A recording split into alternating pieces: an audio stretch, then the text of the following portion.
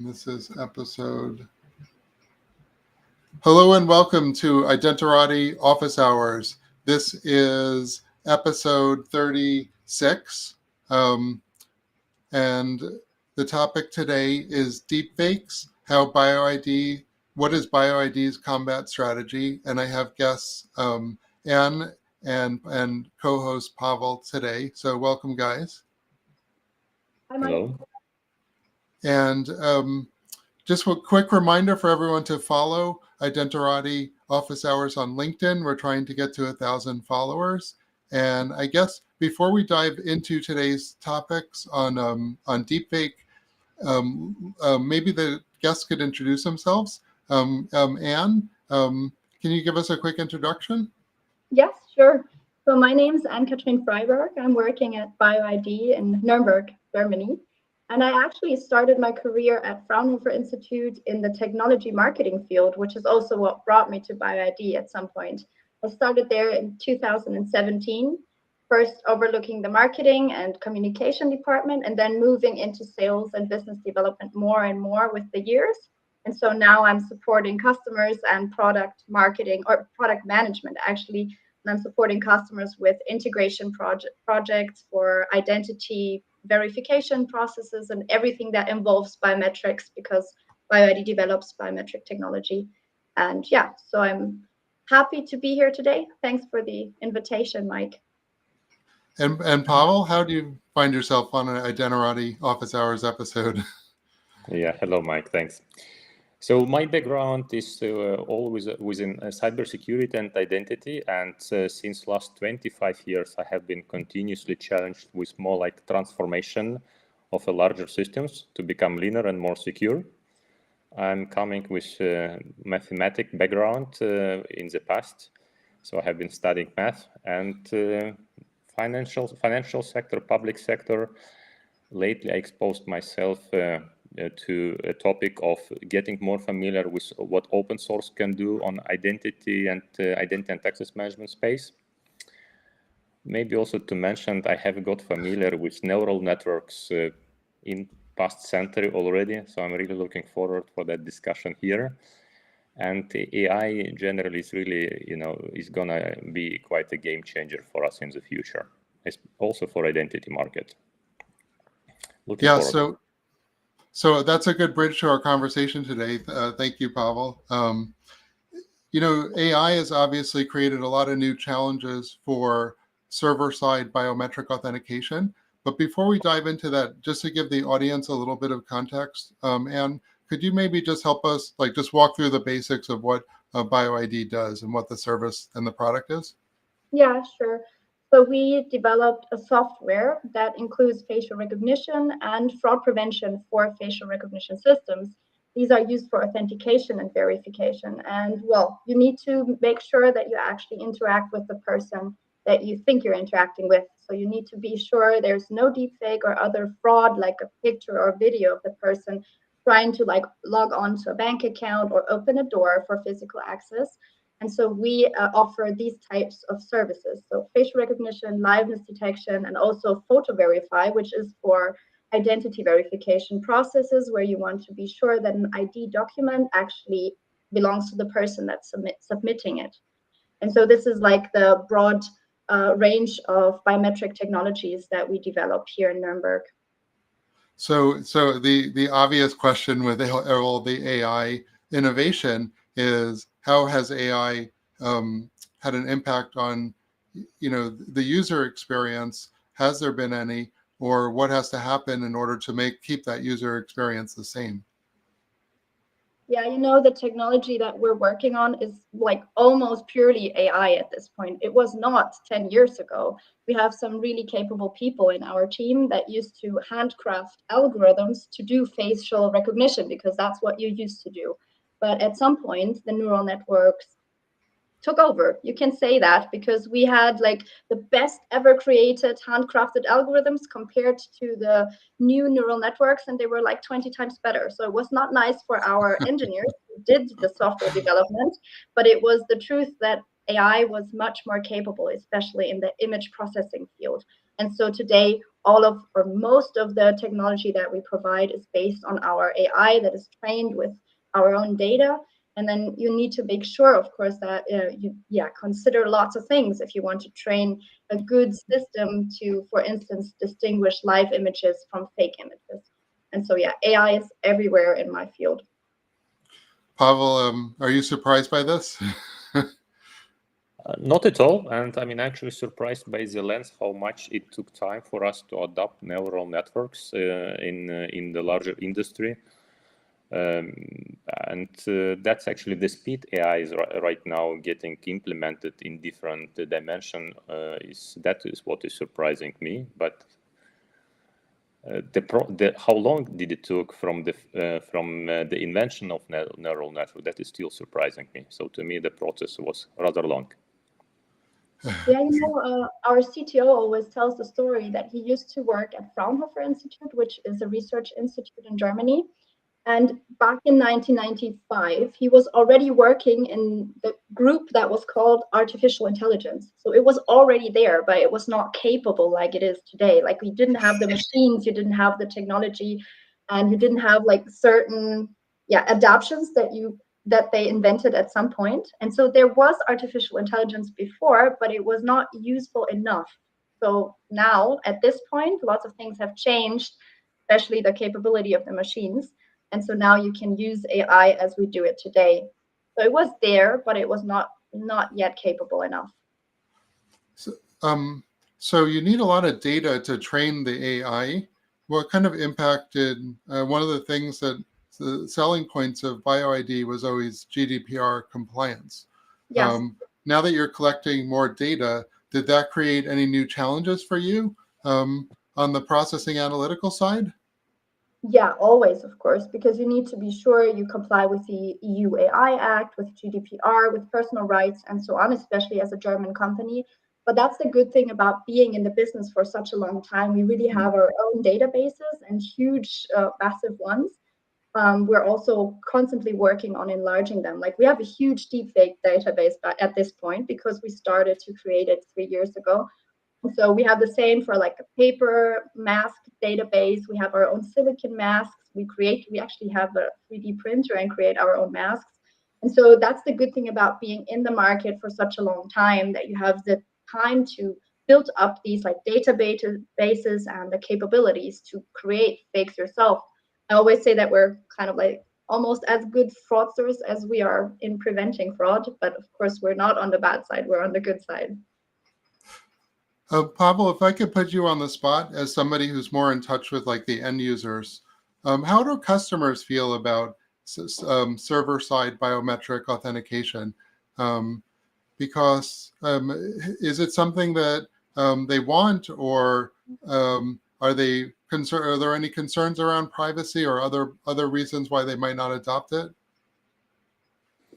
Well, maybe even Ant can answer that better, but I can give it my perspective first. So to me, I think this is a bit of topic of the policy, right? Adopted policy for individual customers, and not only policies, but the overall, if you want, IT strategy.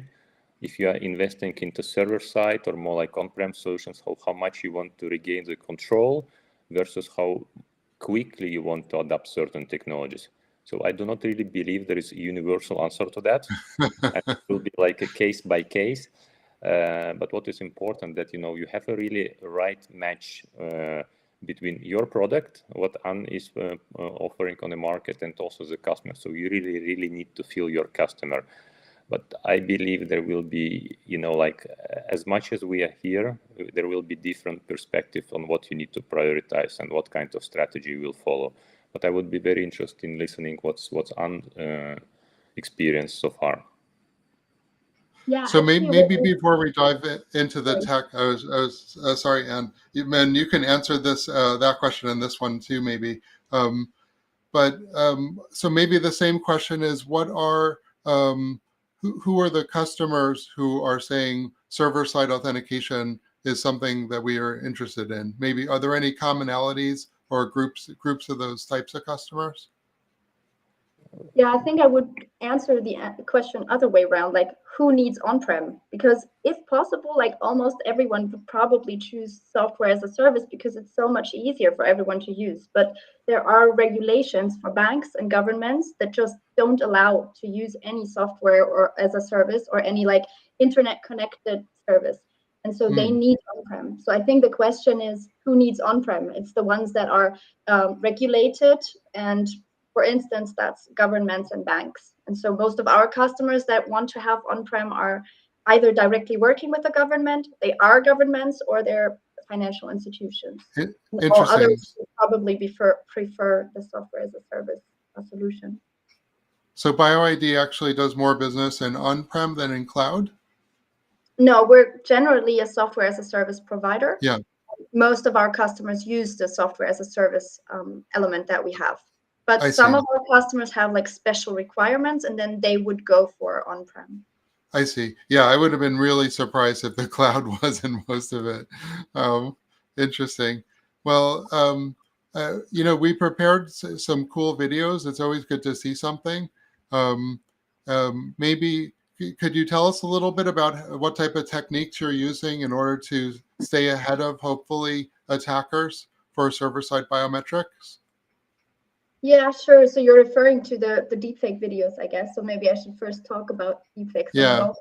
Yeah. So the latest fraud attempt type that we saw were deepfakes. In the last years, the development was like crazy. You need huge computers or machines to create a convincing deepfake, and only professionals can do it with lots of data, like millions of images. To now you have free apps that anyone can use. You need only one picture of the person, and then you can create a deep fake, like a 30-second video of someone dancing or, well, saying something they would never say and things like that. So that's yeah. where we're at now. And this Better than development, Jib Jab. it was only like 2 to 3 years, this development. So it's really crazy. And so that's why we decided to have this element, like fraud prevention for deepfakes in particular, as part of our liveness detection. Liveness detection is the standard type of anti-spoofing, like presentation attack detection is the other term for it. If you have a biometric system, you want to make sure that the sensor is not presented with a fake. It could be like a mask, a picture, or now we know it could also be a deepfake. And so that's why we added a deepfake detection to the liveness detection part. And I can show you a deepfake that was created with only one image of me. Let me share my screen. Okay. Yeah.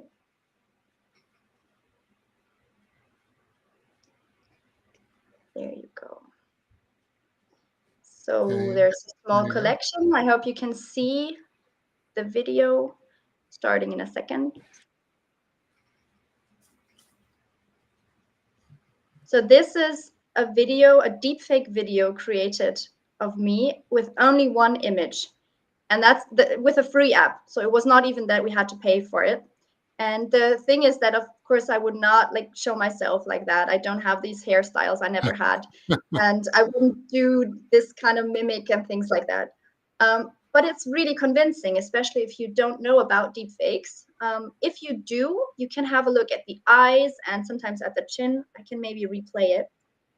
Then you would actually see, I can try to replay it.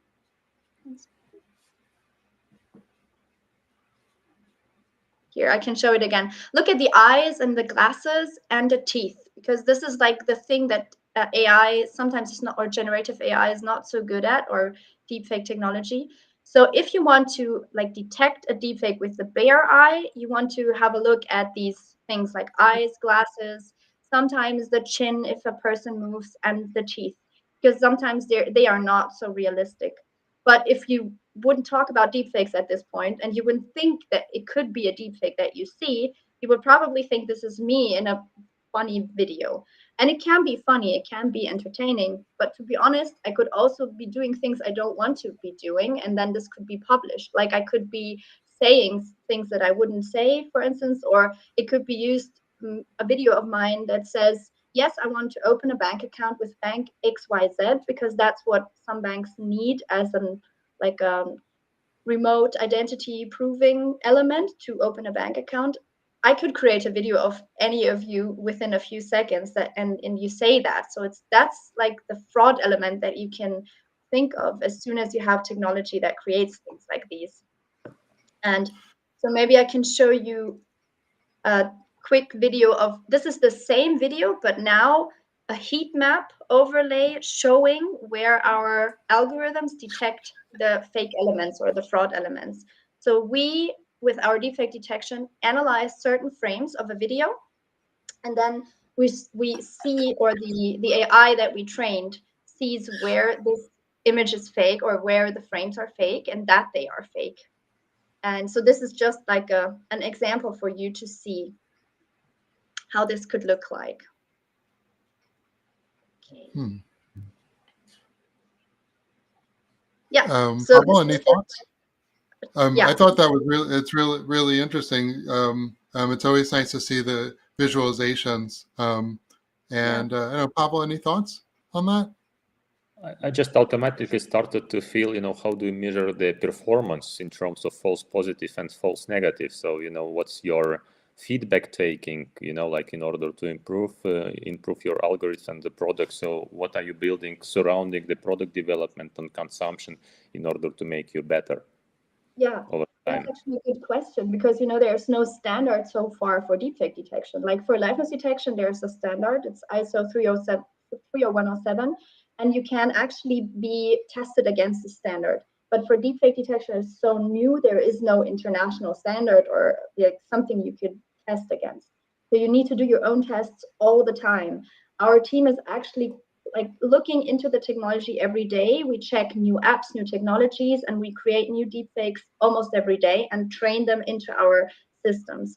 And you need to be sure that you don't start to like reject the legitimate users, of course. And that's the good thing, that we have a huge amount of live images as well. So we always have to like balance out with our own databases or data sets, that we have the right level of deepfake and live images. And then we need to make sure that, of course, the systems are balanced out very well, because we don't want to stop any legitimate user from using a system.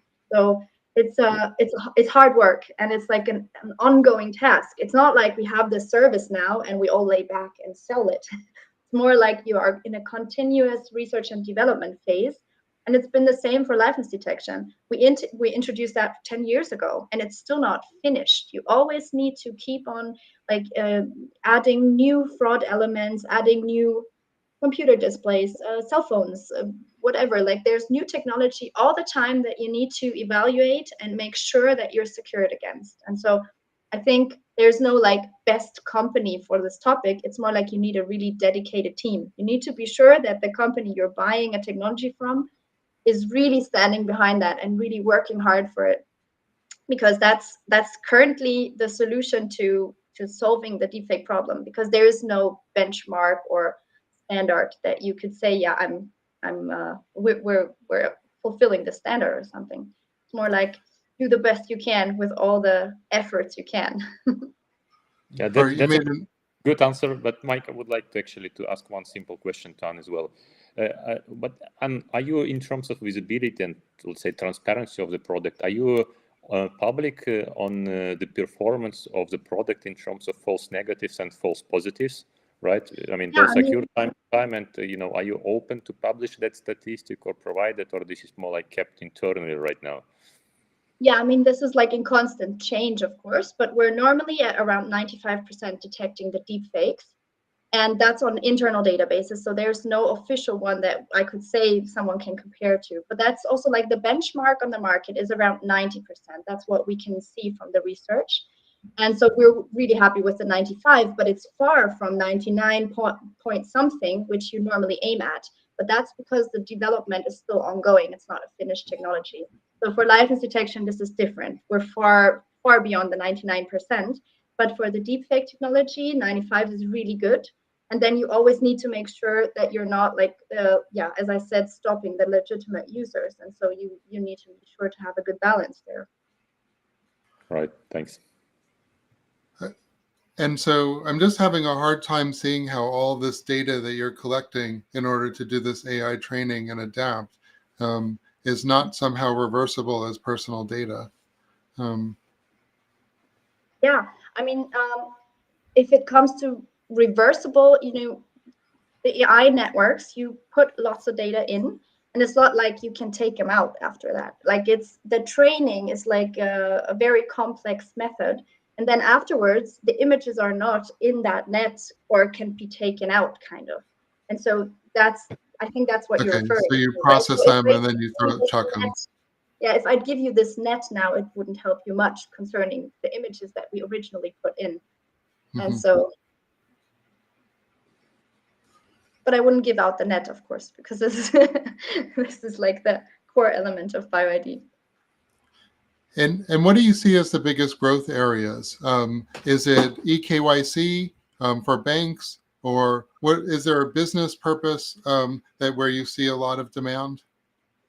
You mean particularly for the deepfake detection? Yeah, for remote identity proofing. I mean, actually, you're right. So we have authentication and the remote identity proofing part, but I guess for remote identity proofing, yeah, are you seeing like in the um, eKYC for financial applications or government, or where do you see sort of in the vertical segment, like maybe more business cases for this type of server-side biometric authentication and identification? Yeah, I think saying that eKYC is very important is definitely right. But I see that governments are kind of moving into this field as well. They're getting more digital finally. And border control is also something that's starting to get more digital.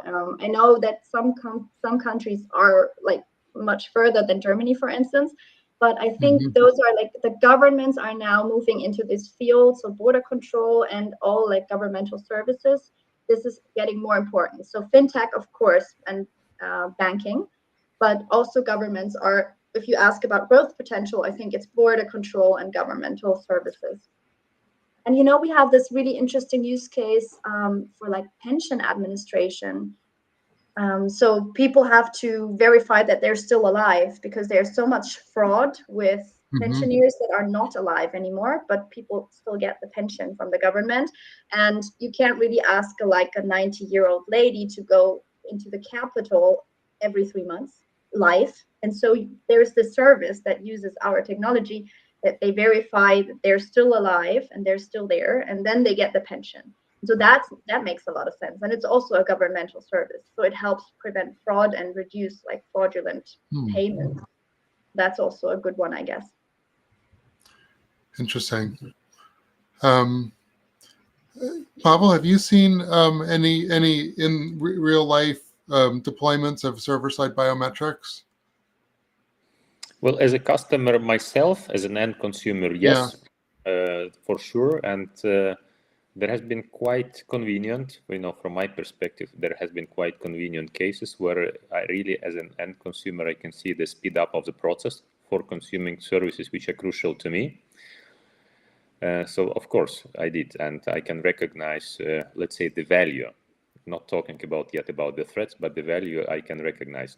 However, I had another question to Anne. Meanwhile, Yes, please. we have been, for a decade or two, living in quite liberal world in terms of internet, and it has been quite interconnected or hyper-connected even. Nowadays, we have certain trends of building up sovereignty for internet. So internet is not really super common, but having some tendency to isolate. So from your business perspective, how much you are challenged with this tendency of having sovereignty for internet here and there? I'm not completely sure I understood the question. Maybe could you rephrase it or just give me a little more context? Yeah, of course. I mean, we have some very, extreme examples like Russia or China building up certain sovereignty. So do you have problems offering the products beyond European Union, right? So do you have any kind of geopolitical borders for your, for building up your business, or you feel like international in terms of offerings? So any concerns about sovereignty or data sovereignty? because we see, especially, is training data and is an AI model, does it that need to conform to data sovereignty considerations? Is Yeah, that the question, Pavel? One off, but that would be also yeah, interesting. What's the other part? The other part is, getting the clients in, like beyond the border, if you want. yeah. Uh-huh. Yeah, so we actually have customers all over the world, and the thing is that we work with Microsoft Azure, and you can have data centers located in certain areas of the world. So we have one in Hong Kong, one in USA, we have one in Europe, of course, and it depends on, and in South Africa, for instance. So it depends on the customers where they want their data to be processed. And so our South African customers, of course, want their data in South Africa, and that's where it stays. So our BWS, our BioID web service, then runs in this South African instance, and all the data that's coming in is only processed within the South African data center. And that's how we do it in those cases. And then, of course, on-prem is an option if it's really important that all the data stays maybe within one country or within one company, then on-prem is the solution. Yeah, I want to pick up something on you said before, that because this technology is so rapidly evolving, that that when a company buys a product like BioID, you're really betting on that team to keep innovating at a certain rate that's sufficient to stay, at pace with or ahead of hackers. Um, but can you talk a little bit more about sort of how has that sort of impacted the business and how you build the business there at BioID? You mean the technological advancements in the last? Yeah, or just the challenges around the fact that it's really a moving target that you're going after. Yeah. Yeah, I think it results in some of our people, including our CTO, working too much because you can never really like relax and lay back or something. Yeah, I feel like I already answered that a little bit when I described that you kind of need to stay on the topic all the time. So as I said, like we never lean back and just sell Mm-hmm. what we have. We're always in the research of the next step. So 3 years ago, we already started to do the deepfake detection research within actually a funded project funded by the German government. And we're so happy that we started so early because back then it was not really clear that the threat would be that huge like it is right now. But the question back then was, how could you use material, video and photo material in front of court or in court Uh-huh. if you are not sure it was not manipulated? So that was the original question of this research project. And it then resulted in creating deepfake detection. Because if you want to check material, like on a platform in real time, whether or not it was fake or it is fake or real, then that's what you need kind of. And the original idea was to use material in court, but now we're somewhere completely else. Like it's more about stopping impersonation. It's about, maybe if it's about porn, for instance, you want to stop porn misuse and you want to have the chance to analyze big amounts of data and without a human having to do it. And so that's where the platform comes in, and you can actually just upload videos or photos and have the check done automatically. And that makes much more sense today. And so there's a vast possibilities of using such deepfake detection, not just in the identity field, actually. It's more about stopping fake news, for instance, and stopping political manipulation. Like, I think you see that in the US, that you have lots of political discussions, let's put it that way. And it's pretty much possible that someone decides to create a fake video of someone in the political field and tries to, well, crash their reputation. And then you want to be sure that this material is real or not, especially before you share it or something. Like if I was Facebook CEO, I would definitely have a look into this because I don't want my platform to provide fake news material, and then maybe the voting is not as intended in the end, Do you think that the deepfake detection part of the business might actually eclipse the original, biometric authentication piece? Like, No, I think it's an add-on. It's like another arm, kind of, because authentication is a use case that will always be there. Like I restarted to talk about physical access using facial recognition, and for me, this was like an old shoe. What this is something we would say in German. I don't know how you say it in English. It was like I thought no one's so interested because it's like the original use case. Physical access control using facial recognition is the original use case from 20 years ago. And so I thought no one would really be interested in that one, but the interest was great. It was like a lot of people were asking about it. And so you see that it's always developing and always depends on how good something is. And I think deepfake detection as a product per se is another product, but it's also part of the authentication fraud prevention. So it's like it's already integrated in the standard products, and yes, it can also be a product per se, but it's not going to take over all BioID business. It's more like an important add-on. I think tying biometrics to physical access control is really interesting.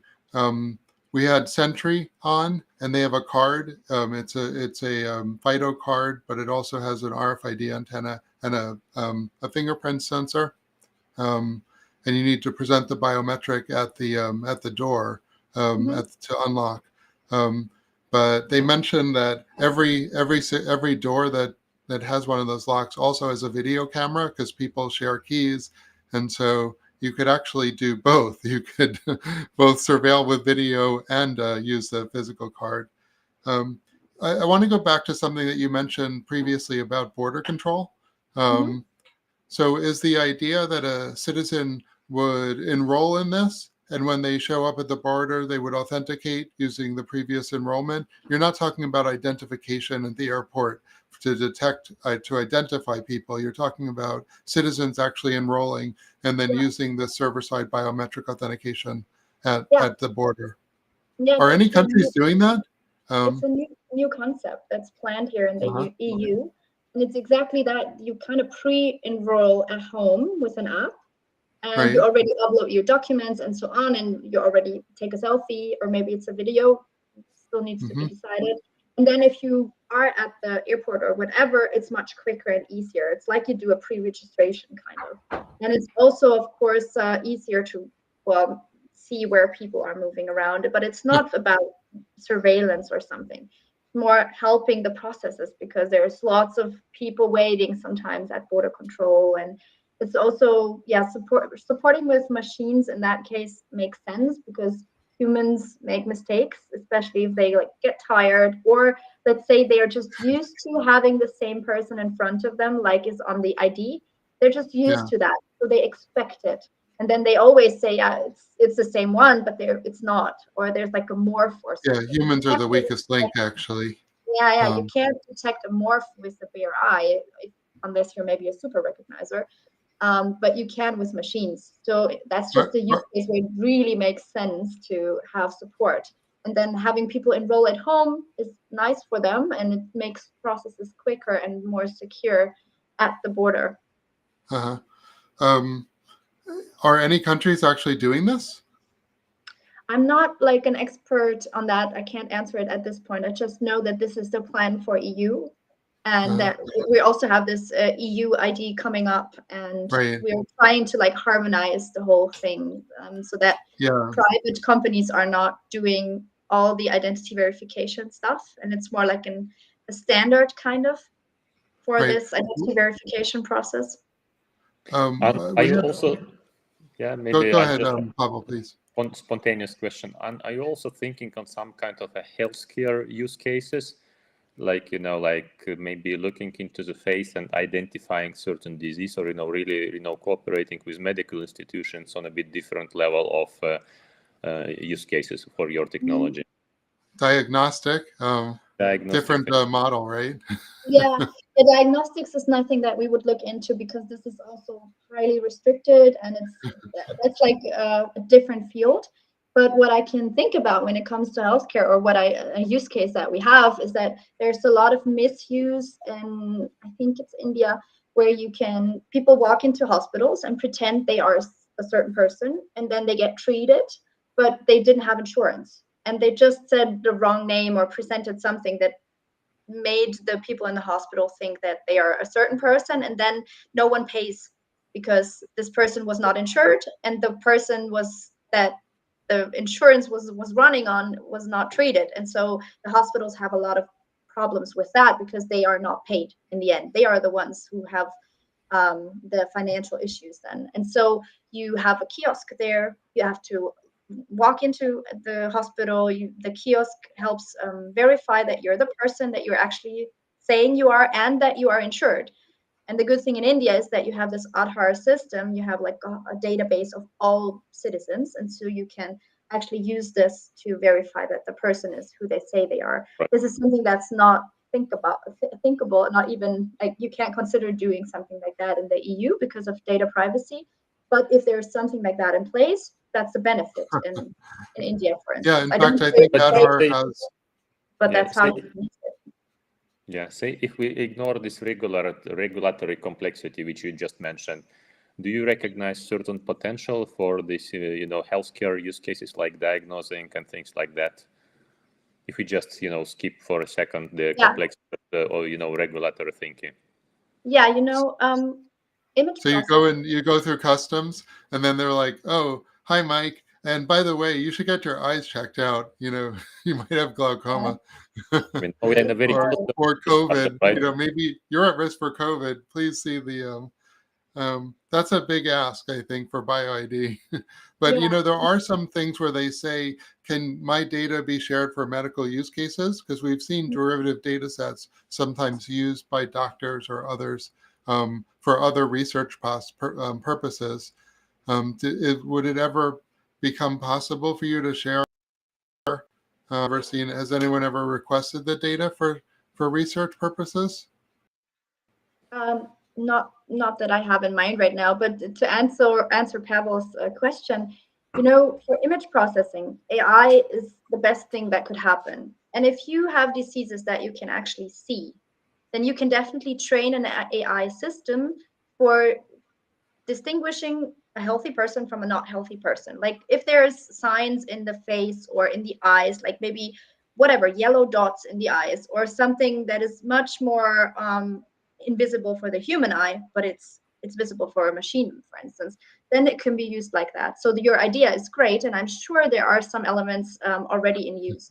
Like if you have blood that you can check visually, and then you have an AI system that can automatically decide, oh, this blood looks like there's cancer elements or whatever. And it's not about like the normal data that you get from blood. It's more like the visual element. So it's definitely something, I'm sure it's already done in some elements. And for the face, if there is something visible, some elements of the disease are visible on the skin or the hair or whatever, then it's definitely possible. You just need the data. You need lots of data of the not healthy persons, and then compare it to healthy people, and then you can actually do what you just proposed. Yeah, I mean, the reason I'm sorry, Pavel, go ahead. Yeah, I mean, the reason for me asking that is, because I'm looking at that from two perspectives. One perspective that you have in infrastructure, right? You have some kind of commoditized technology, and then on commoditized technology, you can build up different products, right? So digital, remote identification is one use case, one product. The diagnosis could be another product, but you can still share the large portion of the commodity, which eventually will be, and then you can have different cross-feeding, of the things potentially, right, depending on the regulatory landscape. But this is more like an efficiency of you building up your product. And the second thing, why, the second reason behind why I was, like a little bit thinking into that direction, you always need to have a great sense of mission, right? And this, the healthcare of humanity is one of the great, that's what could be, that's one of the greatest things what we could have in terms of the mission, right? And that's pretty much where I was, coming with my question. But you have answered it very well. So it's an interesting thought that the derivative value from something that you're already doing might be even greater than the thing that you're trying to do. I think, I was wondering the same. I did have another question and I forgot. Okay. Maybe I can Oh just yeah, I remember. say that the mission that BioID is following is securing digital identities and creating trust online. I mean, when we started, the internet was just starting as well. It's 1998 that we started our business. So it was not our original use case to be securing digital identities and connecting physical, real people with their digital personas. But that's what we do right now. And we think it's really important because you want to have trust in all the interactions that you do online. And to be honest, so much is done online, like this video call, for instance.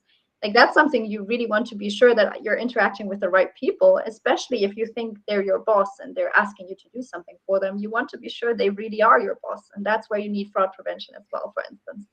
And so this is the mission for us, is creating trust online and like securing digital identities. I think it's also important, but I agree, of course, healthcare is maybe even more honorable.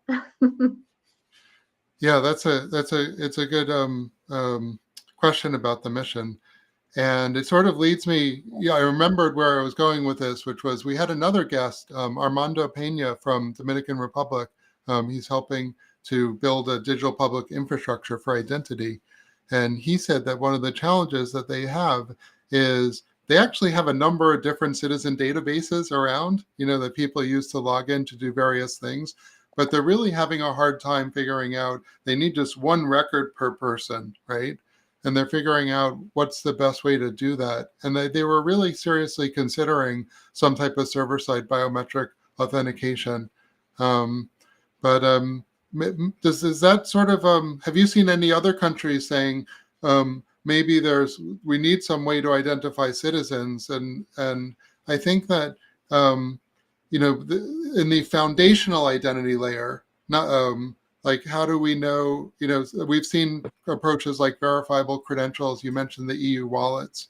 But just at a certain point, you need to figure out, like, who are the people actually, the human beings in this country. And I know at least in DR, Armando saw server-side biometrics as a way to maybe get a number there. I don't know. Any thoughts, Anne, on that? Yeah, I mean, you can do that without actually storing all the data, and that's what's done in the EU most of the time. Like, you can, of course, have a database. You can create biometric templates of people. So you teach a system how you look, and then you get a number, and this is your template stored. It can be a pseudonymized template, of course, but still there's a template stored. So later, when you want to authenticate, your fresh image is compared to that template. That's an option for logging on or using governmental services or opening doors. But you can do the same thing without storing anything. If you have your ID document, and then you can read, for instance, the NFC chip, and there's an image on the NFC chip, and then you use that image and you create, you do the facial comparison with a live image and the NFC image that was stored on your ID document or your passport or something.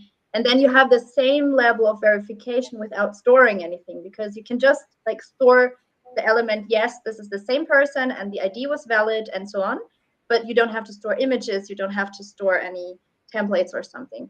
So that's what we see a lot. We see more now that it's one-time processes for verification. And then, well, if you want to do it again, like if you want to open a bank account again, you'll have to do that again. So what we see is that there's a development for wallets more. So there's this verified credential stored in the wallet, and then you just re-verify maybe by looking into the camera. It's a re-verification. You don't have to do all the process for just one element, but still you don't have to store a template somewhere, especially not at the government. So maybe that's what I see from my perspective. Yeah, but you'll still need to, if you lose that wallet, you'll still need to do some type of account recovery, which is where having a server-side biometric could be useful, I would think. Yeah, that makes sense, of course. So password reset in companies and generally definitely is a use case that we always promote, because we think it makes so much sense to use your face instead of using an RFID card or a colleague or whatever is normally done, or your email, because we know emails are weak links as well. Yeah, so password reset is one, but I think I forgot the original question. Sorry. No, that's okay. Maybe this is a good place to wrap up, because we're hitting, we're right at the top. I'll give Anne the last words, but Pavel, any thoughts before we break? Final Well, thoughts? great chat actually, and I wish Anne you further success in all the further developments, and you do great, guys. Thanks a lot. Okay, I mean, Anne, last thoughts? Thank you for being a guest, but any last thoughts before we call it? Yeah, I think it's important to see a holistic picture on this. Like it's not about just deepfakes. It's not about just authentication using facial recognition. It's more like we need to create a trusted environment for the whole authentication field. And one element of that can be facial recognition, and one is deepfake detection, but you always have to have the big picture in mind. And I think that we humans are super important concerning our awareness. So the awareness for fraud, the awareness for processes that make sense and context is super important. That's why I always like to describe what deepfakes are and how they are made and so on, because that helps the awareness, and then the humans can actually be part of the deepfake protection or of the fraud prevention. And so we are part of this creating trust online, of course. And so I think this is a remark I would like to say, that we humans should also take our responsibility very serious. Awesome. Well, with that, thanks to the guests, thanks to the audience. Please follow Identity Office Hours on LinkedIn. And next week or next Thursday, we have Sam Goto from the Google Chrome team, who's going to talk about the rise of browser identity APIs, like the Passkeys API, the Verifiable Credential API, and also another API that Google's proposed to avoid cookies. So anyway, thank you, everyone, and we'll see you next time. Thank you for the invitation, Mike.